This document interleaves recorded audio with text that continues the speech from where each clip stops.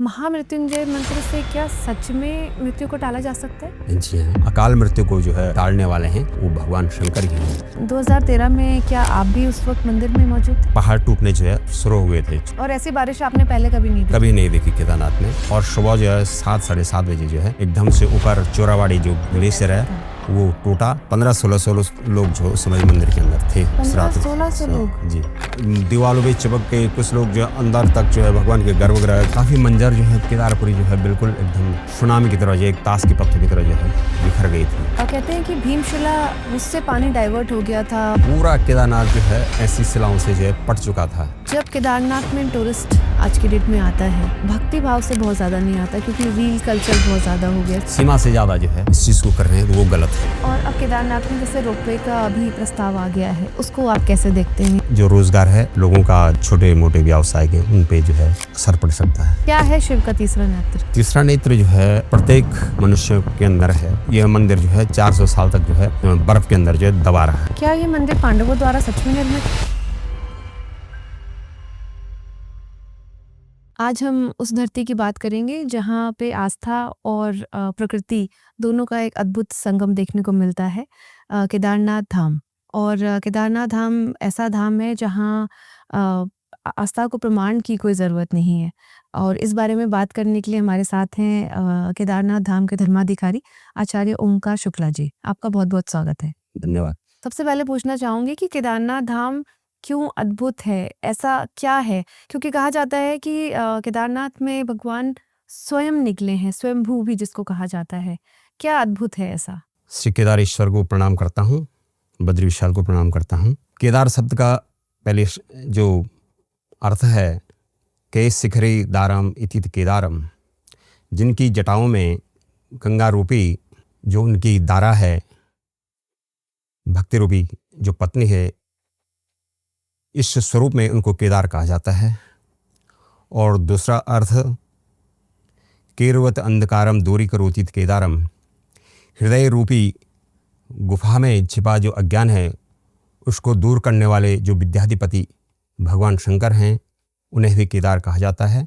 तो भगवान स्वयं वहाँ पे प्रकट हुए हैं। भगवान सदाशिव सबसे प्रथम नर और नारायण जो भगवान विष्णु के अवतार हुए हैं, उन्होंने कई वर्ष तक भगवान शिव की जो है आराधना मंदाकिनी के पावन तट पे की है।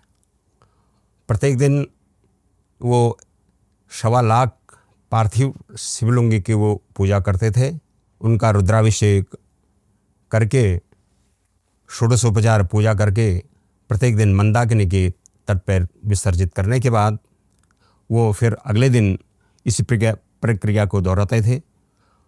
और कई वर्षों तक जब उन्होंने इस प्रक्रिया को जारी रखा तो एक दिन भगवान शंकर ने उनको जो है ज्योति स्वरूपमबलम शिवम नमामि, ज्योति के रूप में, एक प्रकाश पुंज के रूप में वहाँ पे जो है नर और नारायण को जो है दर्शन दिए हैं।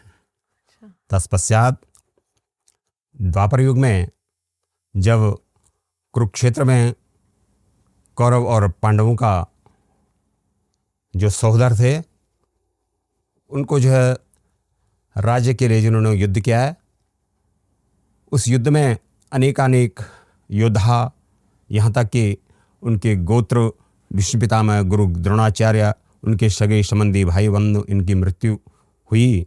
एक दिन वो अपने प्रायश्चित के लिए भगवान वासुदेव कृष्ण के पास गए तो भगवान कृष्ण ने उन्हें कहा कि आप जाकर मोक्ष के जो देवता हैं भगवान शंकर की आप उपासना कीजिए।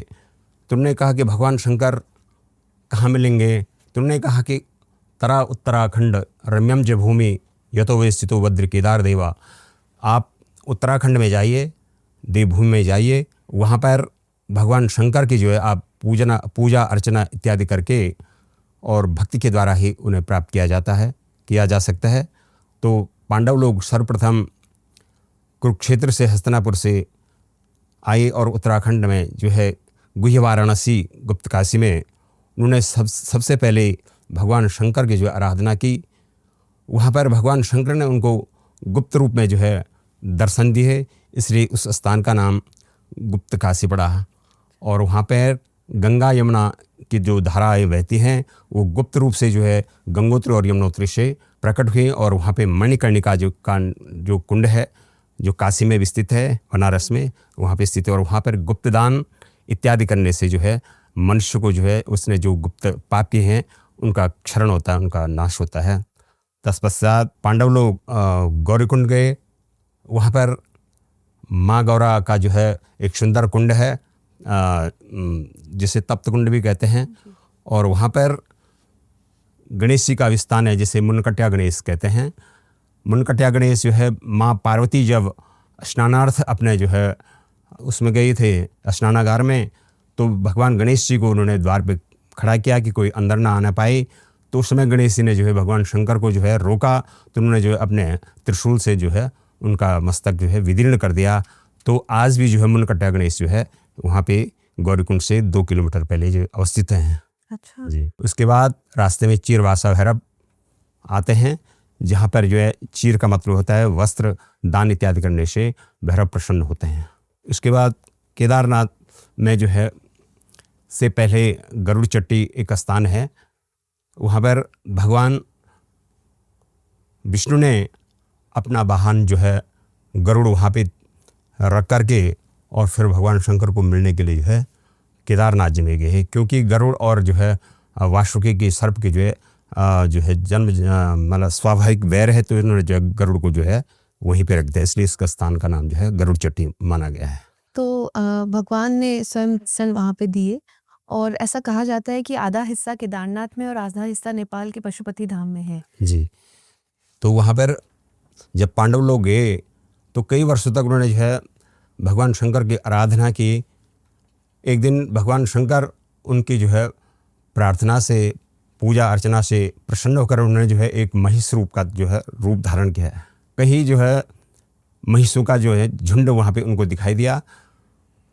तो पांडव लोग स्वयं जो है देवताओं के अवतार थे, जैसे युधिष्ठिर जो है धर्म के अवतार थे, अर्जुन इंद्र के थे, भीम जो है आपके वायु के थे, नकुल सहदेव अश्विनी कुमार के अवतार माने गए हैं। तो उनको स्वयं अनुभूति हुई कि जो है हमारा तपस्या उसका प्रतिफल हमें जो है मिलने वाला है। तो उन्होंने जो है जो ही उस महिष रूप को जो है पकड़ना जाए तो उसका जो कोबर जो वो जमीन के अंदर जो है धंसने बैठ गया। तो उन्होंने उस ऊपर का जो है पृष्ठभाग उनका जो है पकड़ा, उनके जो हाथ आया। पर भगवान शिव भाग क्यों रहे थे पांडवों से? क्योंकि उनको गुरु हत्या और गोत्र हत्या के जो है वो जो पाप थे ना, उनको सहसी जो है किसी चीज़ के लिए जो है परीक्षा जो है जब तप होता है तो उसका तप का फल जो है निरंतर सूक्ष्माति सूक्ष्मतर से जो है मिलना प्रारंभ हो जाता है। इसलिए भगवान शंकर उनसे और भी जो है कठिन परीक्षा की जो है तैयारी कर रहे थे, लेकिन तब तक वे ज्योतिपुंज के रूप में जो है वो कोवड़ के रूप में उन्होंने जो है भीम ने जो उसको पकड़ लिया, उसको मेरू को। तो वो भाग जो है नयपालक नामक स्थान में जो है जिसे आज पशुपतिनाथ कहते हैं, वहाँ पर भी भगवान शंकर के जो है 5 मुख के रूप में जो है पूजा होती है। वो 5 मुख भगवान शिव के जैसे पंचमुखी डोली है, वो आज भी जो है केदारनाथ जी की चल विग्रह डोली मानी जाती है। तो जो पंचमुख हैं उनमें सबसे पहले सद्योजात, तत्पुरुष, अघोर, वामदेव और ईशान, ये 5 मुख भगवान शंकर के जो है पशुपति नेपाल में प्रकट हुए हैं, और यही जो है पंच केदार के रूप में भी जो है पूजे जाते हैं। प्रथम केदारेश्वर, द्वितीय मदमेश्वर, तृतीय तुंगनाथ, चतुर्थ रुद्रनाथ और पंचम जो है कल्पेश्वर। पंच केदार का आपने वर्णन किया, क्या खास है? क्योंकि आपने नाम तो बताए, पर उसके अलावा भी भगवान के शरीर के अलग अलग जो हिस्से हैं उनका वर्णन भी सुनने को मिलता है। जी। प्रथम जो केदारनाथ हैं वो जो है प्रजा को विजय को देने वाले हैं, और द्वितीय जो केदार हैं मध्यमेश्वर, वो नाभि प्रदेश माना गया है, क्योंकि नाभि जो है शरीर की सबसे बड़ी धुरी है। जिस मनुष्य के जो है नाभि प्रदेश स्वस्थ रहता है उसका पूरा शरीर जो है स्वस्थ रहता है। तो जो भगवान जो तुंगनाथ हैं उनको जो है प्रजयकरण कल्पम तांडवम रुद्रनाथम मदन शमन करणान मार्दमे मदमहेशम नरकनपति नाम तारणे तुंगनाथम जयत जयत ज्योतिर्लिंग केदारनाथम। तुंगनाथ जो भगवान हैं, जो भुजा के रूप में जिनकी पूजा की जाती है, वो नरकनपति नाम बड़े बड़े नरपतियों को, बड़े बड़े जो है भक्तों को उन्होंने जो है तारा है, इसलिए उनका नाम जो है तुंगनाथ है और सबसे उत्तराखंड में ही नहीं कहा जाता है विश्व में सबसे उत्तुंग स्थान में जो है भगवान तुंगनाथ जी का मंदिर है, उनका विग्रह है। तो उनकी पूजा करने से मनुष्य जो है नरक से उनका तारण हो जाता है, इस भवसागर से तारण हो जाता है। और रुद्रनाथ की पूजा करने से स्वयं मनुष्य रुद्र स्वरूप ही हो जाता है, ऐसी मान्यता है, ऐसा पुराणों में कहा गया। जटा जो प्रदेश है, जो ब्रह्मरंध्र है, उसके जो देवता हैं वो कल्पेश्वर, क्योंकि जटाजूट मनुष्य के एक शोभा भी है और भगवान शंकर जटाजूटधारी हैं, इसलिए जटा के रूप में जो है भगवान कल्पेश्वर की पूजा की जाती है। और इन्हीं 5 जो केदार हैं उनका जो है स्वरूप ममलम शिवम नमामि, ऐसे भगवान शिव को हम नमस्कार करते हैं पंच स्वरूप में, जो पंच तत्व के रूप में भी जो है जिन्हें पूजा जाता है। और अष्टमूर्ति जो है भगवान शंकर की वो प्रसिद्ध हैं।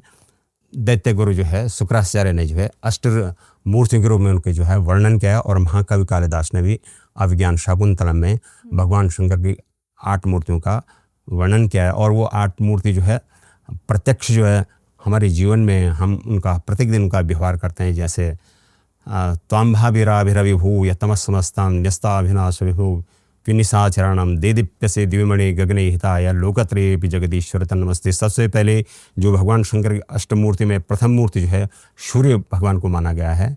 और सूर्य आत्मा से हमारा संबंध है, वो पिता स्वरूप हैं।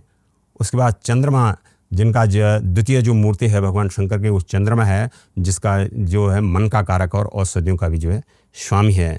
उसके बाद वायु, उसके बाद अग्नि, उसके बाद पृथ्वी, उसके बाद जल और आत्मा स्वरूप।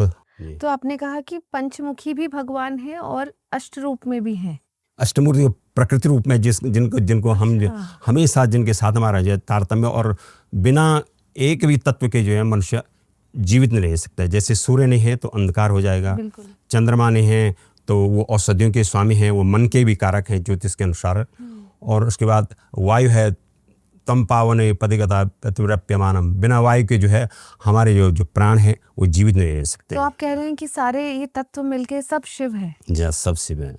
ऋग्वेद में जो है शिव तत्व को इसी रूप में जो है माना गया है, जिसके बिना जीवन अधूरा। जीवन अधूरा है। तो शिव को कहते हैं ना तो जन्म हुआ है, ना माता पिता ज्ञात हैं, तो शिव कहाँ से आए हैं, कहाँ से उत्पन्न हुए हैं? वो नाद स्वरूप हैं। नाद मतलब ध्वनि, नाद मतलब ध्वनि। ओम, ओम जो है प्रणव स्वरूप, प्रणव और ओंकार जिनका नाम है, क्योंकि ओमित्येव सुनाम ध्येय मनगम विश्वात्मनो ब्रह्मणा, जो ये विचार है, इस रूप से जो है ओम ही जो है सबसे पहले जो है ओमित्येव सुनाम ध्येयम, जो प्रणव अक्षर है वही सबसे पहले ऋषि मुनियों ने, वेदों ने इसका ही जो है ध्यान किया है। देवों के देव, काल के काल, महाकाल भी बोला जाता है। इस बात में मतलब इसके बारे में मुझे थोड़ा सा बताइए। यो गुरु सर्वदेवानाम, जो सभी देवताओं के गुरु हैं, ऐसे यज्ञ स्वरूप, यक्ष स्वरूप भगवान शंकर हैं, जिनका स्वरूप जो है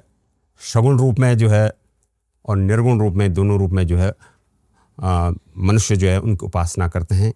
सगुण रूप में जैसे आप और हम अभी बैठे हैं, ये सगुण रूप हैं, मतलब हम देख पा रहे हैं, ये देख पा रहे हैं। हाँ। ये शिवत्व है।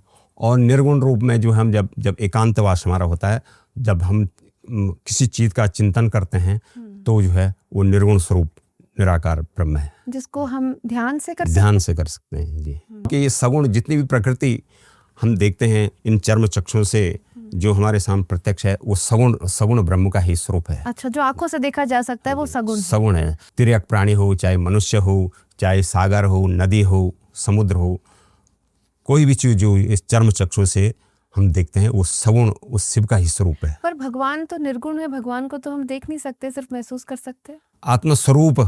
आत्मस्वरूप से जिसका बोध है, हाँ। ऐसे भगवान शिव हैं। और इन्हीं आत्मस्वरूप से जो हम उनका जो बोध करते हैं, उनसे जो है ज्ञान होता है। क्योंकि एक प्राकृतिक मनुष्य की जो एक प्रकृति है, जिससे वो किसी भी वस्तु का जो है ज्ञान प्राप्त कर सकता है। ऐसा कहा जाता है कि मंदिर 400 सालों तक बर्फ में दबा था, लेकिन उसके बाद भी मंदिर को कुछ नहीं हुआ। और 2013 की आपदा भी हम सब ने देखी है। मंदिर का तो कुछ भी नुकसान कुछ नहीं हुआ। ऐसा क्या अद्भुत है, क्या ऐसी एनर्जी है केदारनाथ में वहाँ की जो भौगोलिक स्थिति है, मेरु और सुमेरु पर्वत वहाँ पे स्थित हैं और भगवान केदारनाथ का मंदिर ऐसे स्थान पे बनाया गया है इंजीनियरिंग उस समय के कि जहाँ से जो है मंदिर जो है आपदा प्राकृतिक आपदाओं से जो है बचा रहे हैं।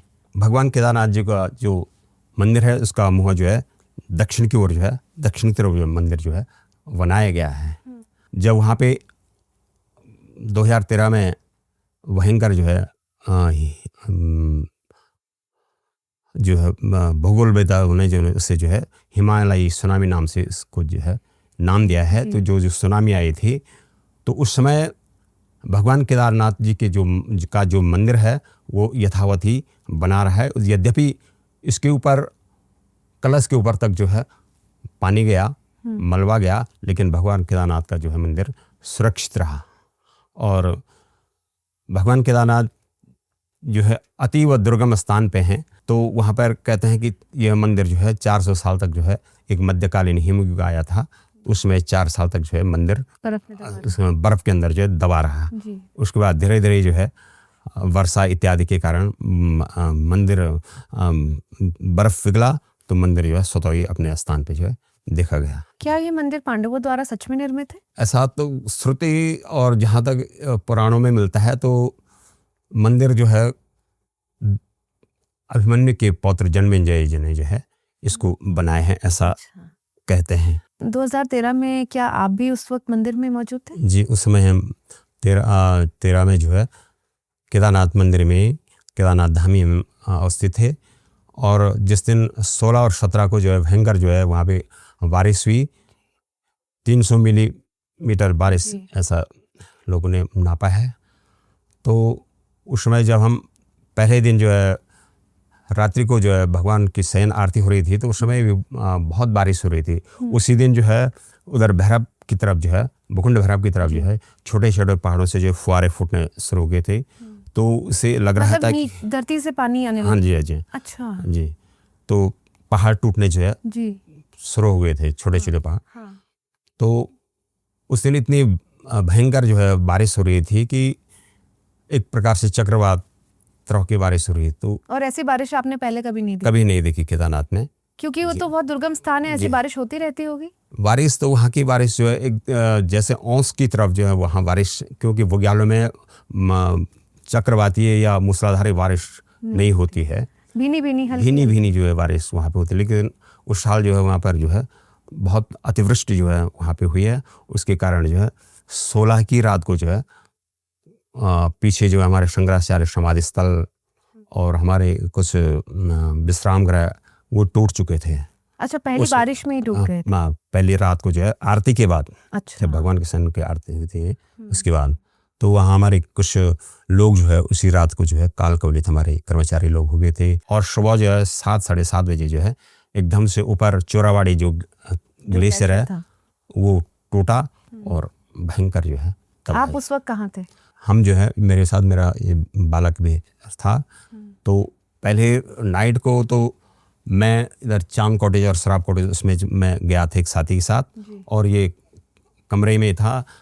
तो ये मेरी ढूंढ और मैं इसकी ढूंढ जो है चले गए थे। लेकिन संयोगवश ये भी मंदिर के अंदर और मैं भी मंदिर के अंदर जो है बहुत सारे लोग 1500-1600 लोग जो उस समय मंदिर के अंदर थे। 1500-1600 लोग? जी। पर क्या गर्भगृह में इतनी जगह है कि 1500? बाहर से मतलब कुछ लोग दीवारों पे चिपक के, कुछ लोग जो अंदर तक जो है भगवान के गर्भगृह, क्योंकि काफी बड़ा प्रकोट है मंदिर के अंदर। तो उस वक्त पानी नहीं था, उस वक्त सिर्फ बारिश थी? उस समय सिर्फ बारिश थी जी। और ऐसा लग रहा था कि कुछ अनहोनी घटना होने वाली है?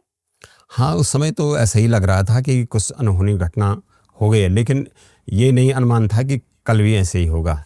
ऐसा लग रहा था कि इस आज की रात हो गया, कल शायद न हो, ऐसे लोगों को आज थे जी। लेकिन सुबह जो है अगर वही मंजर अगर रात को होता तो पूरे लोग, काफ़ी लोग जो है हताहत हो जाते, शायद हम भी जो है नहीं बच पाते जी। और अगले दिन 17 को सुबह क्या हुआ? सुबह 17 को जो है जो ही ऊपर जो है एक भयंकर जो विस्फोट हुआ, तो लोगों ने कहा भागो भागो, और जो जहाँ थे वहाँ भागे। कोई विपरीत दिशा में, कोई मंदिर की तरफ जो है भागे। जो मंदिर की तरफ आए और अंदर में गए वो लोग बच गए, क्योंकि मंदिर के जो पूर्व द्वार है, उसके द्वार से भी जो है मलबा और पानी जो है अंदर गया और कुछ जो देर पीछे का द्वार है जी जी। अच्छा। तो कुछ देर तक जो है जो वहाँ एक प्रकार से पानी रुका, लेकिन उधर लक्ष्मी नारायण वाला जो द्वार था वो टूट के जो है वहाँ से पानी निकल गया और लोगों की जो है जान बच गई जी। उसके बाद मंदिर के अंदर जो है काफ़ी रेत वज्री इत्यादि जो है वो भर गई थी। तो मंदिर के अंदर जितने लोग थे वो ज्यादातर सुरक्षित थे? जी, सभी सुरक्षित थे। और जब आप बाहर निकले तो उस समय केदार कितने देर आप अंदर फंसे रहे? 7, 7:30 से और 2 बजे के बाद ही हम जो अंदर बाहर आ पाए हैं। काफ़ी मंजर जो है केदारपुरी जो है बिल्कुल एकदम सुनामी की तरह, जो एक ताश के पत्तों की तरह जो है बिखर गई थी और मन जो है हताश और निराश स्थिति में सभी का था कि कोई अपने जो है रिश्तेदारों को, कोई यात्री लोग बहुत सारे जो है उस समय जो है काल कवलित हो गए थे उस आपदा में। जी। फिर आपने सोचा था दोबारा कि मंदिर में और यात्रा इस तरह से वापस पुनर्निर्माण हो जाएगा, सब कुछ वापस ठीक ठाक हो जाएगा? हाँ, ये मन में, क्योंकि श्रद्धा और विश्वास के देवता माँ भवानी और शंकर हैं। श्रद्धा विश्वास रूप ऐसी मन में श्रद्धा और विश्वास था कि एक ना एक दिन जो है, क्योंकि जीवन नरोभद्र शतानि पश्येत्, मनुष्य अगर जीवन है तो वो कहीं सुख संसार में देख सकता है। इसलिए ऐसे आस थी कि न ज़रूर जो है पुनः भगवान केदारनाथ की जो है ज्योति जलेगी, पुनः भगवान के दर्शनों के लिए लोग श्रद्धालु आएंगे, पुनः एक बार जो है जैसे एक रुग्ण शरीर जो है औषधि के द्वारा फिर से जो है स्वस्थ हो जाता है, उसी प्रकार भगवान केदारनाथ जो है धीरे धीरे जो है अपने जो स्वरूप में वहाँ की जो प्रकृति, वहाँ की जो भवन और इसमें सरकार का भी और सभी लोगों का, श्रद्धालुओं का, सबकी श्रद्धा रही और एक बार केदारनाथ धाम जो है अपने पूर्व स्वरूप में जो है स्थापित है। अगर आप उस वक्त मंदिर में नहीं होते तो क्या होता? तो तब हम जो है अगर बाहर होते तो अगर प्रभु की कृपा ही होती है कहीं जो है हम जो है बच जाते, नहीं तो मृत्यु की जो है उसमें चले जाते हैं गोद में। और कहते हैं कि भीमशिला जो मंदिर के कुछ फीट पीछे है उससे पानी डाइवर्ट हो गया था और मंदिर को उसकी वजह से नुकसान नहीं हुआ, इस बात में क्या सच्चाई है? आपने तो देखा है, चश्मदीद रहे हैं। भीमशिला से भी जो है कई विशाल शिलाएं जो है वहाँ पे आई थी। अच्छा। क्योंकि पूरा केदारनाथ जो है ऐसी शिलाओं से जो है पट चुका था। अच्छा। इतनी बड़ी बड़ी शिलाएं वहाँ पर आई थी कि जहाँ पे जो है एक प्रकार से हेलीकॉप्टर भी जो है लैंड कर सकता था। अच्छा। लेकिन बाद में जो उनको जो है धीरे धीरे जो फॉकलैंड जो मशीनें उनसे जो तोड़ा गया और उनके द्वारा जो है मशीनों के द्वारा उनको तोड़ा गया। और लेकिन भीमशिला जिसे हम कहते हैं वो मंदिर के एकदम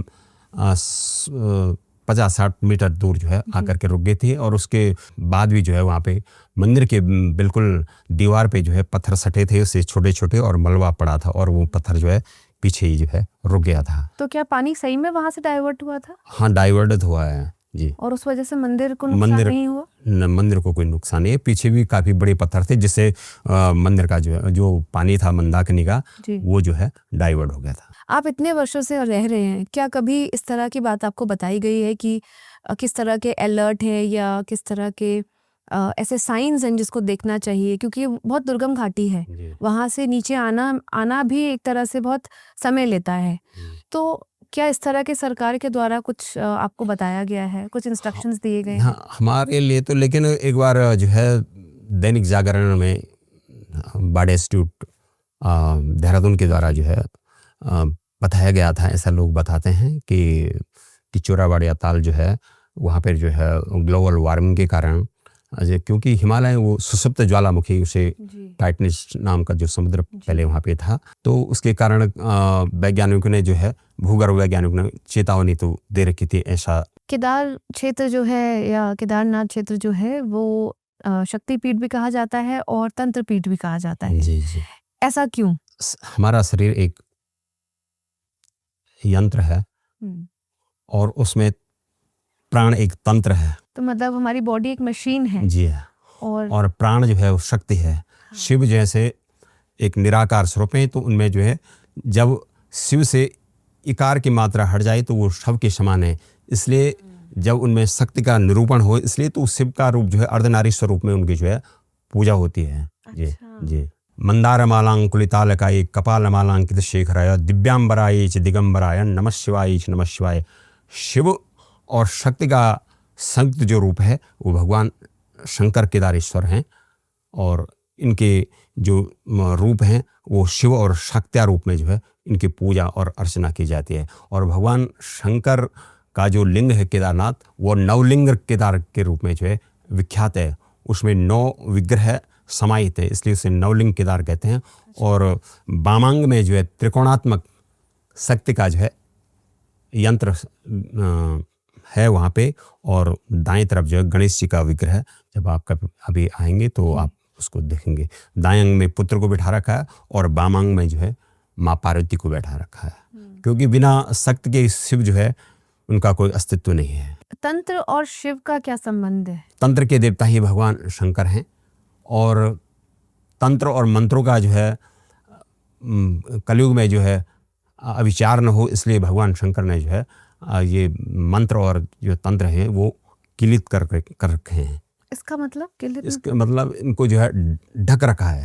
अच्छा। क्योंकि कलयुग में मनुष्य जो है छोटी छोटी बात पे द्वेष करेगा, तो इन मंत्रों का जो है गलत प्रयोग करके, इन यंत्रों का जो है गलत प्रयोग करके जो है न करे, इसलिए भगवान शंकर ने उनको जो है किलित कर रखा है, मतलब बंद कर रखा है। तो हम तंत्र को बहुत नेगेटिव तरह से देखते हैं आज, ऐसा क्यों, जब स्वयं भगवान ने बनाया है? तो तंत्र जो है एक प्रकार से जो है कोई वो नेगेटिव वो नहीं है, लेकिन जो उसको जागृत करना चाहे उसके लिए वो जागृत हो जाता है।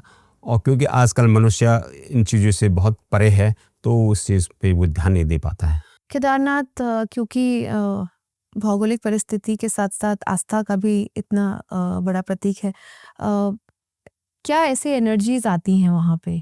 क्यों खास है बाकी और शिव मंदिरों से केदारनाथ? क्योंकि केदार जो है वो उदार लिंग है। केदार लिंगम च उदार लिंगम। जो मनुष्य या जो प्राणी जितना उदार होगा उसके पास उतनी जो है एनर्जी, और उसके समीप जो है उतने लोग जाएंगे, उनकी भक्ति करेंगे, उनसे विचार विमर्श और उनसे ज्ञान प्राप्त करेंगे, इसलिए उनको उदार शिव कहा गया है। और केदारनाथ में हम क्योंकि भगवान के, आपने बोला मेरु की हम पूजा करते हैं, लेकिन वहाँ पे कोई शिवलिंग नहीं है, क्या ये कहना उचित होगा? नहीं, लिंग तो प्रतीकात्मक जो ज्योतिर्लिंग है भगवान शिव का, वो भारतवर्ष में 12 ज्योतिर्लिंग में 5वां ज्योतिर्लिंग माना गया है।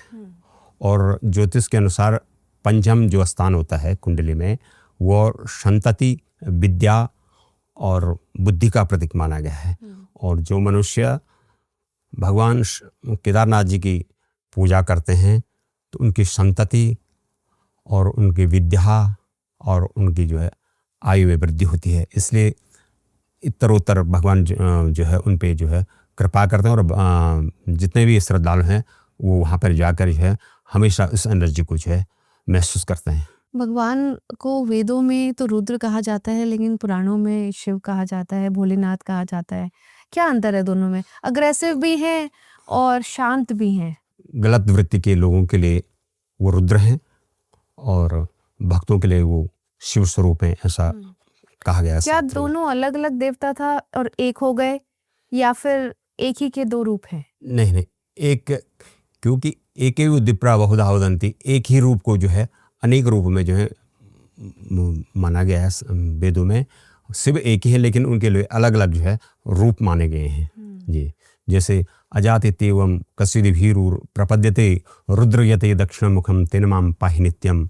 मनुष्यों की रक्षा के लिए, समस्त प्राणियों के लिए की रक्षा के लिए भगवान जो रुद्र हैं वो सौम्य रूप धारण करके जो है वो शिव का ही उन पे जो है अनुकंपा होती है और कृपा वर्षा होती है। इसलिए नाम एक है, लेकिन गुण और स्वभाव जो है अलग अलग माने गए भगवान के। कैसे प्रसन्न होते हैं शिव? हृदय स्मृत एव धीमते नमते विष्णुफल प्रदाम। जो हृदय से उनको पुकारता है और हृदय से प्रणाम करता है, इसी से भगवान शंकर प्रसन्न होते हैं। यद्यपि उनको जल जो है अति प्रिय है। मंदाकिनी का जल और मंदार का पुष्प और भस्म और मलयांचल चंदन और भक्त का जो है दोनों हाथों से प्रणाम करना उनको अति प्रिय है। और साष्टांग जो मनुष्य प्रणाम करता है वो अति प्रसन्न होते हैं। आपने एक पुष्प की बात करी, जी। ये कौन सा पुष्प है? मंदार पुष्प जो है एक प्रकार का हिमालय पादप है, पुष्प है। जी। और मंदाकिनी सलिल चंदन चर्चिताय नंदीश्वर प्रमथनाथ महेश्वराय मंदार पुष्प बहु पुष्प सुपूजिताय तस्मै मकाराय नमः शिवाय। क्योंकि मंदाकिनी जो है को ही जो है गंगा का स्वरूप माना गया है। स्वर्ग में गंगा जी को जो है मंदाकिनी कहा जाता है, इसलिए उनकी मंदाकिनी के जल से सदैव उनका मस्तक जो है संचित रहता है। और मंदार पुष्प जिसको जो है माँ भवानी अपने बालों में लगा, हाँ, जोड़ा में जो है उसको इसका श्रृंगार करते हैं। और उस मंदार को भगवान अतीव प्रिय मानकर जो है उसको अनुग्रहित करते हैं। उसको अपने जो है मंदार पुष्प और मंदाकिनी का जल जो है भगवान शंकर को बहुत ही प्रिय है। क्योंकि महाकवि कालिदास ने भी जो है मंदाकिन्या सलिल शिखरे सेव्यमाना मरुद्भि मंदाराणम मनुतु तटरोहम छाया वारितोष्णा। मंदाकिनी और मंदार का जो है महाकाव्य कालिदास ने अपने गीत काव्य मेघदूत में इसका वर्णन किया। और मंदाकिनी केवल जो है केदारनाथ में बहती है, यद्यपि अयोध्या इत्यादि में भी जो है मंदाकिनी का जो है वर्णन है। और महाकवि कालिदास का जो जन्म स्थान है वो कवि स्थानम हमारे जो है कालीमठ, अच्छा, हाँ, कविल्ठा में जो है उनका जो है जन्म स्थान माना गया है। और मंदार पुष्प कुछ अलग तरह का होता है, कहाँ मिलता है? मंदार वृक्ष जो है हिमालय की जो है मंदार जैसे देवदारू, मंदार ये पुष्प हैं इस दुर्लभ स्थान पे जो मंदार। क्योंकि हमने तो सुना है बेलपत्र, धतूरा, बेलपत्र और धतूरा तो ये शिव को अति प्रिय है, ये सर्वसुलभ है। लेकिन मंदार इत्यादि जो है कोई चीज़ बहुत दुर्लभ होती है, तो वो चीज़ अगर मिल जाए तो उससे कोई भी आदमी या कोई भी देवता किसी की इच्छित वस्तु तो बहुत अति प्रसन्न होता है। और पहाड़ों में ब्रह्म कमल भी बहुत ज्यादा होते हैं, तो ब्रह्म कमल का भी कोई महत्व है? ब्रह्म कमल जो है भगवान सदा शिव केदारनाथ जी को जो है, और जितने भी हमारे हिमालय में जो पंच केदार हैं उनको जो है ब्रह्म कमल पुष्प चढ़ाया जाता है। ब्रह्म कमल के पीछे कथा प्रचलित है कि पुष्पदंताचार्य जो है वो भगवान शंकर की पूजा अर्चना के लिए जो है पुष्प तोड़ने जाते हैं। तो उस समय उनसे जो है शिव निर्माल्य का जो है उल्लंघन हो गया था, तो उनको जो है श्रापित वो हो गए थे। तो उन्होंने स्तुति की है और फिर भगवान शंकर को जो है ये कमल चढ़ाए हैं। और उधर एक प्रसंग आता है कि भगवान विष्णु जब भगवान शंकर के जो है श्रावण में नित्य पूजा अर्चना इत्यादि करते हैं, क्योंकि भगवान विष्णु परम सेव्य हैं, तो उनकी अर्चना पूजा जब वो करते थे एक सहस्त्र कमलों के द्वारा जो है हमेशा उनका पूजन करते थे। पूजन करने के बाद भगवान विष्णु ने उनकी परीक्षा, भगवान शंकर ने उनकी परीक्षा लेनी चाही, तो उन्होंने एक कमल जो है कम कर दिया। तो भगवान विष्णु ने जब देखा कि एक कमल कम पड़ गया, तो उन्हें जो है अपने नेत्र रूपी कमल के द्वारा जो है भगवान अपना नेत्र रूपी कमल जो है भगवान शंकर को चढ़ा दिया। तब उससे प्रसन्न होकर भगवान शंकर ने भगवान विष्णु को जो है उपहार के स्वरूप में त्रयाणाम रक्षा, तीनों लोगों की रक्षा करने के लिए अपना सुदर्शन चक्र जो है भेंट किया था। तो ये ब्रह्म कमल की ये महत्ता है, इसलिए श्रावण में हमेशा जो है ब्रह्म कमल से लोग जो है भक्त लोग जो है भगवान शंकर का अभिषेक, केदारनाथ जी का अर्चना इत्यादि करते हैं। तो सुदर्शन चक्र शिव जी का यंत्र था जी? अच्छा, वो विष्णु जी को भेंट किया गया। शिव कहते हैं शमशान में भी रहते हैं, पूरी दुनिया डरती है, लेकिन शिव को मृत्यु का देवता भी बोल सकते हैं एक तरह से। क्यों पूजा करते हैं जो शमशान में लोग हैं या घोरी हैं, क्यों पूजा करते हैं वो शिव की? शिव ही सृष्टिकर्ता और शिव ही अनंत हैं, उन्हीं में विश्राम है, उन्हीं से जन्म है। इसलिए है भगवान शंकर की जो है शमशान, क्योंकि ये नश्वर शरीर है, वो अंत जो है शमशान में ही जाता है। इसलिए शमशान ईश्वर क्रीड़ा, शमशान ही जिनकी क्रीड़ा भूमि है, क्योंकि शिव वहाँ रहते हैं जहाँ शांति होती है, और शांति कहाँ होती है? शमशान में होती है। शिवम शांतम जगन्नाथम लोकानुग्रह कारकम शिवमेक वदम नित्यम शिवाय सतम नमः। क्योंकि शिव जहाँ कहाँ रहते हैं, या तो योगियों के हृदय में जहाँ शांति होती है, या तो कैलाश में जहाँ निर्जन स्थान है, और या तो शमशान जहाँ जो है निर्जन स्थान है, तो वहाँ शिव का जो है वास माना गया है। क्योंकि मृत्यु के देवता हैं, महामृत्युंजय मंत्र की बात भी करूंगी। महामृत्युंजय मंत्र से क्या सच में मृत्यु को टाला जा सकता है? जी हाँ, महामृत्युंजय मंत्र से जो है स्वयं दैत्य गुरु शंकराचार्य ने जो है राक्षसों को जो है जीवन प्रदान किया है। अच्छा। और उन्हीं के द्वारा जो है मृत संजीवनी विद्या जो है शुक्राचार्य को जो है भगवान शंकर ने प्रदान किया। और कब करना चाहिए महामृत्युंजय? क्योंकि कुछ लोग जो हैं छोटी छोटी बातों के लिए भी कर देते हैं महामृत्युंजय। आजकल मृत्युंजय एक तो ट्रेंड सा हो गया है। मृत्युंजय तो मंत्र तभी किया जाता है। महामृत्युंजय मनुष्य जो है अघोर विपत्ति में हो या प्राण संकट में हो या असाध्य रोगों से पीड़ित हो, तो उस समय जो है अच्छे जो है जानकार पंडितों को बुलाकर और शिव मंदिर में जो है यह विधि करनी चाहिए और 1.25 लाख कम से कम इस मंत्र का जाप करके जो है लाभ प्राप्त किया जा सकता है। तो जब कोई बहुत ज्यादा बीमार हो जी या फिर कोई मृत्यु का भय अगर हो, जी, आपने बोला इन 2 कंडीशन में हम कर जी, सकते क्योंकि अकाल मृत्यु परिरक्षणार्थम वंदे महाकाल महाश्रेषम। अकाल मृत्यु को जो है जो टालने वाले हैं वो भगवान शंकर ही हैं। क्योंकि जो मार्कंडेय ऋषि थे हैं। जी। जो है उनको जो है 5 साल की अवस्था में जो उनके ज्योतिष ने बताया था इनकी मृत्यु हो जाएगी।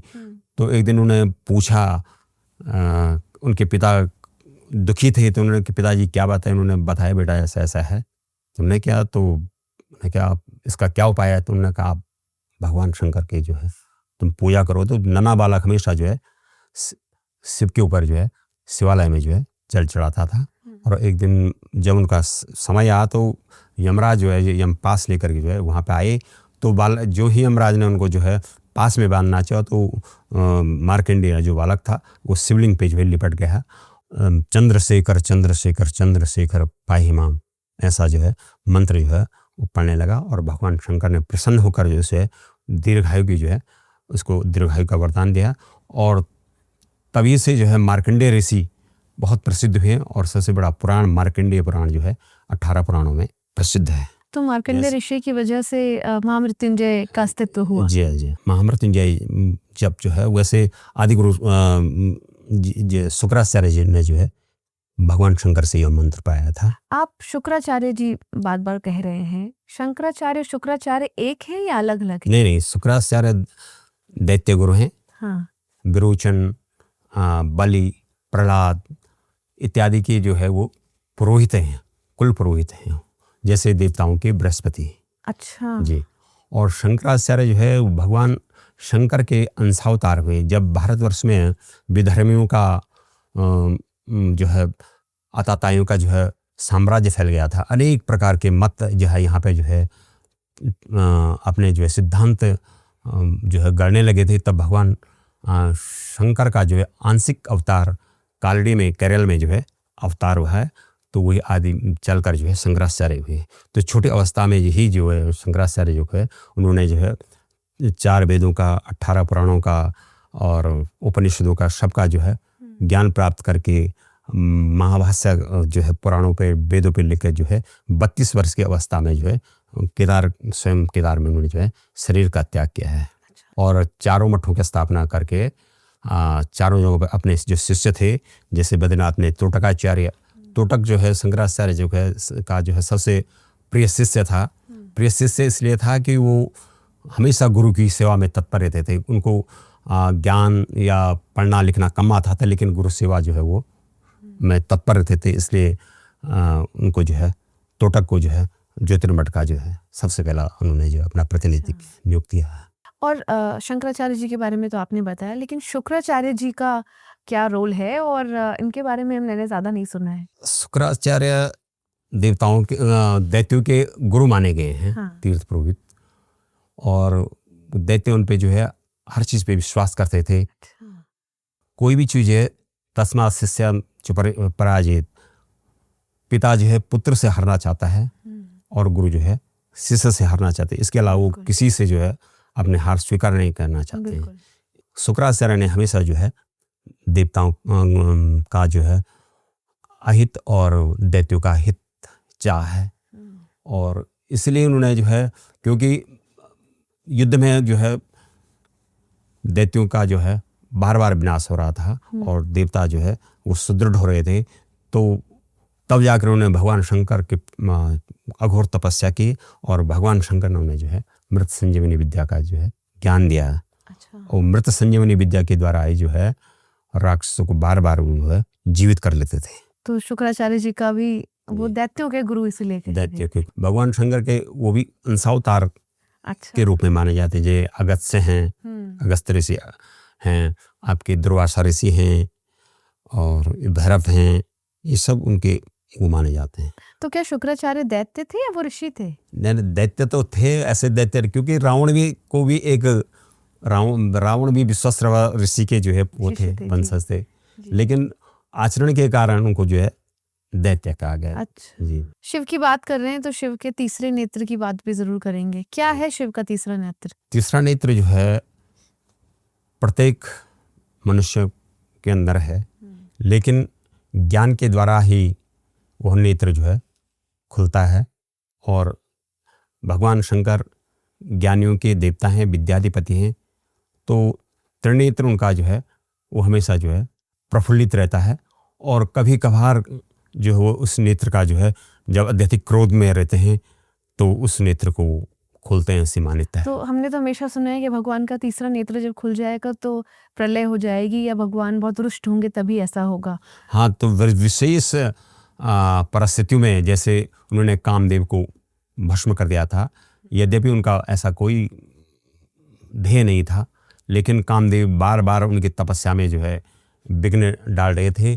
और वो भी जो है अच्छे ही काम के लिए जो है, क्योंकि भगवान शंकर उस समय निराकार रूप में, निर्लेप और विरक्त के रूप में जो है वो तप कर रहे थे। और उनको जागृत करने के लिए, जिससे वो माँ पार्वती के साथ प्रणय करे, उनसे विवाह करे, कुमार कार्तिक का जन्म हो, उनका जो पुत्र हो, तो उसके द्वारा जो है तारकासुर का वध हो, इसलिए कामदेव ने जो है उन्हें जगाना चाहे। लेकिन भगवान शंकर अपनी तपस्या में थे, इसलिए उन्होंने जो है तपस्या उनकी भंग हो रही थी, इसलिए उन्होंने अपना तीसरा नेत्र जो है उगाड़ दिया और उससे जो है कामदेव भस्म हो गए थे। वो विशेष परिस्थितियों में जो है, वैसे त्रिनेत्र सभी के अंदर जो है तीसरा नेत्र है। और तीसरे नेत्र को क्या ज्ञान चक्षु से कहते हैं। ज्ञान चक्षु भी आप कह रहे हैं, लेकिन शिव के द्वारा तो हमें समझ में आ रहा है कि गुस्से का ये प्रतीक है, अग्रेशन का, रौद्र रूप का ये है। तो ज्ञान भी है और मतलब नॉलेज भी है और अग्रेशन भी है, दोनों चीजें कैसे? समय और परिस्थिति के अनुरूप जो है शिव जो है अपना कृत्य करते हैं। तिरोभाव, अनुग्रह, क्षमा इत्यादि उनके रूप हैं। तो समय समय पर जो है उस शिष्य को जो है वो करते हैं। केदारनाथ की क्योंकि आप बीकेटीसी के भी मेंबर हैं और आपसे सवाल पूछना सही होगा, जब केदारनाथ में टूरिस्ट आज की डेट में आता है तो भक्ति भाव से बहुत ज़्यादा नहीं आता, क्योंकि रील कल्चर बहुत ज़्यादा हो गया है, सोशल मीडिया बहुत ज़्यादा हो गया है।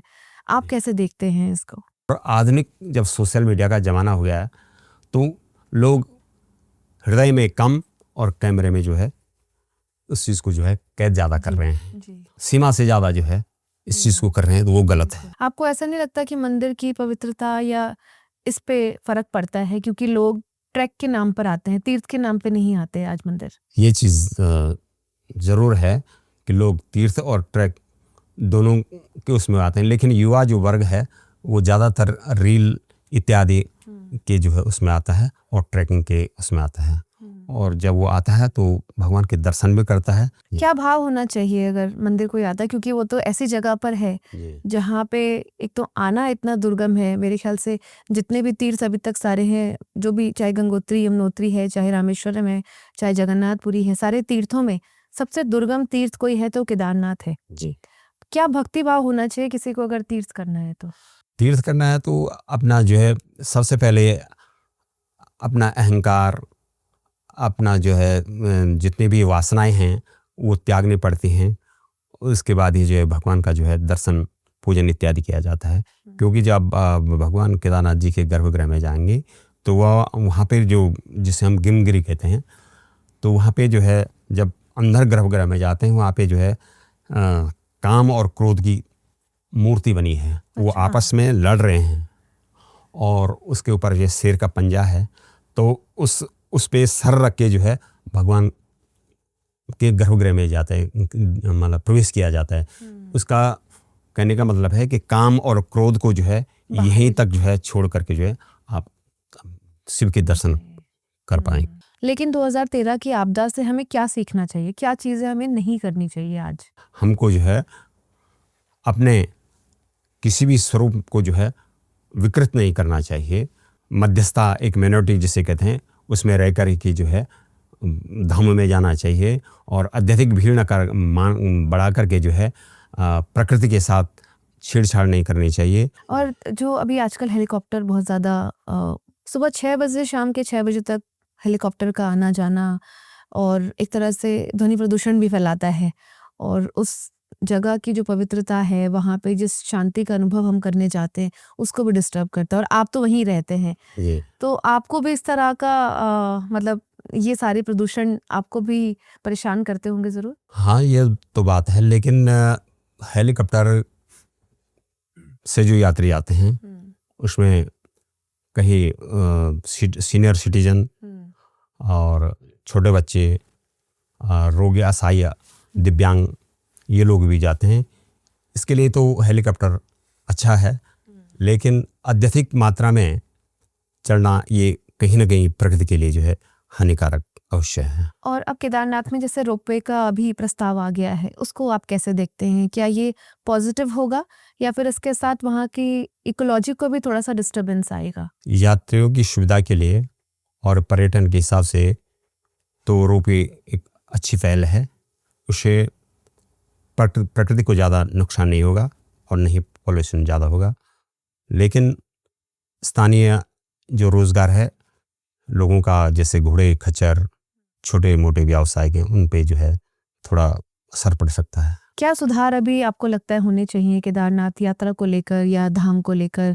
कुछ ऐसी चीज़ें हैं, कुछ ऐसी आपको लगता है कि सरकार को इस तरफ ध्यान देना चाहिए? वर्तमान में तो यात्रा जो मार्ग हैं उसका जो है सुधारीकरण अभी सरकार कर रही है और जो पुराना मार्ग है वो भी फिर से प्रशस्त बन रहा है और यात्रियों को काफ़ी अच्छी सुविधाएं अभी मिल रही हैं। स्थानीय लोगों को भी जो है होम स्टे, होटल और इत्यादि रूप में जो है रोज़गार मिल रहा है।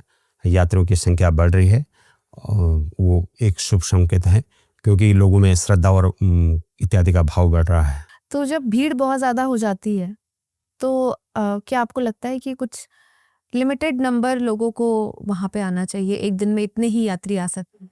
समय के अनुसार जो है जनसंख्या को देखते हुए यात्री लोग तो बढ़ेंगे ही, लेकिन सरकार को इसके लिए एक यात्रियों की तय सीमा या इतने दिन में इतने यात्रियों की जो व्यवस्था हो पाए, चाहे केदारनाथ में हो चाहे गुप्तकाशी के ऊपर हो, तो ऐसे उसमें जो है यात्रियों को जो है भेजना चाहिए और एक रूप से लोगों का व्यवसाय अच्छा चले तो यात्रियों की संख्या को जो है बढ़ना ही चाहिए। जब केदारनाथ मंदिर बंद हो जाता है तो भगवान के दर्शन हम कहाँ कर सकते हैं, एक बार हमारी ऑडियंस के लिए बता दीजिए। सड़मा से पूजते देवम सड़मानेशम मानवा। 6 महीने जो है जब कपाट बंद हो जाते हैं भैयादूज के दिन, तो उसके बाद देवता लोग, यक्ष, किन्नर, गंधर्व इत्यादि भगवान शिव की पूजा करते हैं और मनुष्य के लिए जो है गद्यस्थान ओंकारेश्वर मंदिर ऊखीमठ में जो है जी दर्शन पा सकते हैं जी। और त्रिजुगी नारायण का क्या महत्व है? त्रिजुगी नारायण में भगवान विष्णु का जो है एक मंदिर है। कहते हैं वहाँ 3 युगों से जो है अभी भी ध्वनि प्रज्वलित है और वहाँ पर शिव और शक्ति का जो है समागम हुआ था, उनका विवाह हुआ था, ऐसी मान्यता है। ध्वनि प्रज्वलित है, इसका क्या मतलब? ध्वनि मतलब होते आग की एक ध्वनि होती ना। अच्छा जी जी, आप कह रहे हैं कि वो 3 युगों से जल रही है? हाँ जी, मतलब आदिकाल से जल रही है, इसलिए उसको त्रियुगी नारायण कहते हैं। 3 युगों से अच्छा। वो ध्वनि जलती है, और इसलिए ध्वनि मतलब? ध्वनि मतलब एक प्रकार का जैसा देवी महात्मा लोगों की जो ध्वनि होती है, उनका जो है एक अग्नि का कुंड होता है। अच्छा। वो हमेशा प्रज्वलित, उसको वो जो है हमें उसको जो है बुझने नहीं दिया जाता है, इसलिए उसको अखंड ध्वनि उसे कहते हैं। जैसे एक प्रकार से अखंड ज्योति जैसे बद्री केदार में जलती है जी, तो वो ध्वनि आज भी जो है वहाँ पे। तो हम आज भी वहाँ पे क्या इतनी लकड़ियाँ ऐसे डालते हैं या कैसे? वो जो वहाँ की जो समिदा जो लकड़ी है वो गाँव वालों की जो है एक परंपरा है। प्रत्येक परिवार से जिस परिवार की बारी हो वो उस दिन उस धुनी के लिए जो है काष्ठ की जो है व्यवस्था करता है, लकड़ी की व्यवस्था करता है। अच्छा, इतना दुर्गम एरिया है, बर्फ भी बहुत पड़ती है, बारिश भी बहुत ज़्यादा होती है, तो ये जो अग्निकुंड है ये मंदिर के अंदर है? जी हाँ, मंदिर के जो है गर्भगृह के बाहर जो है सभा मंडप है, वहाँ पे जो है यह कुंड स्थित है। और इसी वजह से त्रिजुगी नारायण का इतना महत्व है कि लोग बार-बार वहाँ जाके शादी भी करते हैं आज। जी, वही शादी का मंडप हमारे जो है ओंकारेश्वर मंदिर उषा मठ में, वहाँ पे उषा और अनिरुद्ध का जो है विवाह संपन्न हुआ था। उषा मठ में भी जो है लोग शादी इत्यादि है करते हैं। उषा और अनिरुद्ध श्री कृष्ण जी की पौत्री थी, प्रद्युम्न की पुत्री। अच्छा। और अनिरुद्ध जो हैं वो जो है श्री कृष्ण के जो है पौत्र माने गए हैं, और उषा जो है बाणासुर की पुत्री माने, तो उनका जो है उनमें आपस में प्रेम हो गया था। तो वो उषा ने जो है अनिरुद्ध को पाने के लिए एक दिन जो है उनके स्वप्न में अनिरुद्ध आए, तो उन्होंने उनकी एक सखी थी चित्रलेखा, जो बहुत ही सुंदर चित्र बनाती थी। तो उन्होंने कहा भाई कि चित्रलेखा, मेरे स्वप्न में कल एक सुंदर युवक आया, तो कौन हो सकता है? तो उन्होंने कि उसका चित्र उन्होंने एक का बनाया, दूसरे का बनाया, तीसरे का बनाया, तो तब जाके उषा ने कहा है कि यही है। तो उसका जो है अनिरुद्ध का जो है उन्होंने अपहरण कर लिया था। अच्छा। जी, तो वहाँ पे उन्होंने जो है गांधर्व विवाह कर लिया था। अगर किसी को केदारनाथ धाम आना है अभी 2026 की यात्रा में, तो क्या समय उपयुक्त होगा? वैसे तो भगवान की भक्ति के लिए सारे ही समय उपयुक्त हैं, बट कुछ ऐसे विशेष आयोजन अगर होते हैं? मई, जून और सितंबर, अक्टूबर में लोग काफ़ी आ रहे हैं, लेकिन जो भगवान शंकर के को सहृदय मानता है वो बरसात में भी, श्रावण में भी जो है केदारनाथ यात्रा पे आते हैं, और वहाँ पर उस समय बहुत ही शांति का माहौल रहता है। एक प्रकार से दिव्य अनुभूति उस समय होती है, और ब्रह्म कमल और मंदाकिनी के जल से जो है भगवान शंकर का अभिषेक करते हैं, और महीने भर का जो है आप अनुष्ठान कर सकते हैं। श्रावण भी अति उत्तम महीना है शिव की अर्चना के लिए। आज सावन मास में, जिसमें मानसून टाइम में होता है, तो पहले लोग जो होता था कि हरिद्वार तक बस आया करते थे, लेकिन आज जो तीर्थयात्री हैं या जो यंग जनरेशन है वो केदारनाथ तक भी आती है। तो क्या सावन का जो महीना है उसमें हरिद्वार तक आना ही लिखा गया है वेदों पुराणों में, या फिर केदारनाथ भी है? पूरा केदारनाथ में आ सकते हैं। पूरे भारतवर्ष से जो है अनुष्ठानी लोग, पंडित लोग अपने अपने जजमानों का अनुष्ठान लेके केदारनाथ में आते हैं। गुजरात से आते हैं, महाराष्ट्र से, कर्नाटका से पंडित लोग आते हैं, वहाँ पे रुद्राभिषेक करते हैं, रुद्री पाठ करते हैं, और स्थानीय तीर्थ पुरोहित पंडित लोग वो भी अपने जजमानों के कल्याण के लिए ब्रह्मकमल और जलाभिषेक निरंतर करते रहते हैं, और बहुत ही भक्तिपूर्ण जो है माहौल बना रहता है। और श्रावण में ही जो है श्रावणी जो चतुर्दशी होती है, पूर्णिमा, राखी पूर्णिमा जिसे कहते हैं, उस दिन जो है केदारनाथ भगवान के ऊपर जो है अन्नकूट दिया जाता है, जिसे अन्नकूट मेला हम कहते हैं। उस दिन वो मेला वहाँ पे बहुत भव्य होता है। ये केदारनाथ में सावन में होता है? अच्छा। और इस मेले में क्या होता है? इस मेले में जो है जो नया अन्न प्रकृति में होता है, फसल, नई फसल, उसका जो है जैसे चावल है उसका जो है भात बना के, अच्छा, उसकी ईंटें बना करके भगवान शंकर को जो है सजाया जाता है। और अन्नपूर्णा उनकी जो है सहचरणी है, तो उस दिन भी शिव का विवाह का पर्व माना गया है, इसलिए अन्नपूर्णा और शिव का जो है मिलन माना गया। और इधर साइंस की दृष्टि से अन्न में जो कूट होता है, विष होता है, वो क्योंकि भगवान शंकर किसी भी प्रकार के विष को जो है वो धारण कर लेते हैं, तो अन्न में जो विष होता है वो भगवान शंकर के संपर्क में आने पे, शिवलिंग के संपर्क आने से उस अन्न का जो विष जो है वो नष्ट हो जाता है, और वो प्रसाद के रूप में जो है पूरे संसार में जो है मान्य है। जो 2026 में यात्रीगण आएंगे, मैं चाहूँगी हमारा पॉडकास्ट देखें और देख के उनको और इससे नॉलेज मिले, और नॉलेज मिलने के बाद जब वो तीर्थ करेंगे भक्ति भाव से, तो शायद वो ज़्यादा फलदायी होगी। तो आज के बार भगवान शिव के बारे में हमें इतना सब बताने के लिए बहुत बहुत आपका शुक्रिया।